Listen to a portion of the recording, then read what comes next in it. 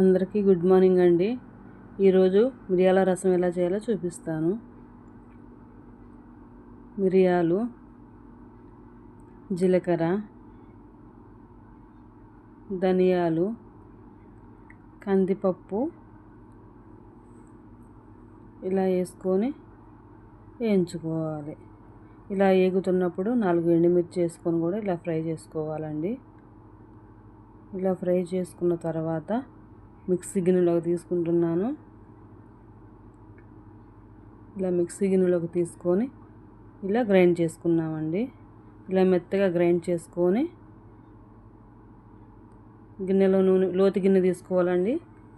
ఇలా నూనె పోసుకొని ఉల్లిపాయలు, పచ్చిమిర్చి ఇట్లా వేసుకోవాలి. కరివేపాకు వేసుకొని కలుపుకోవాలి. ఇలా కలుపుకుంటూ తాలింపు గింజలు,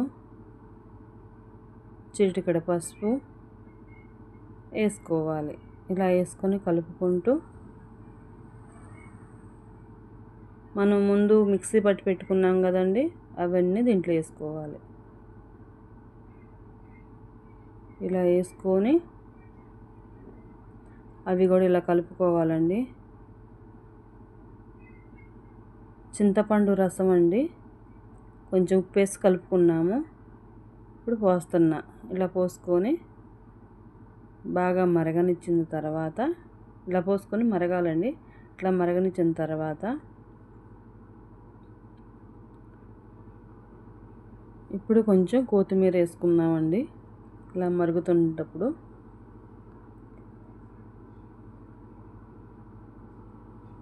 ఇలా మిరియాల రసం దొండకాయ ఫ్రైలో కానీ ఆలుగడ్డ ఫ్రైలో కానీ చాలా బాగుంటుంది. ఒకసారి ట్రై చేసి చూడండి. మిరియాల రసం రెడీ.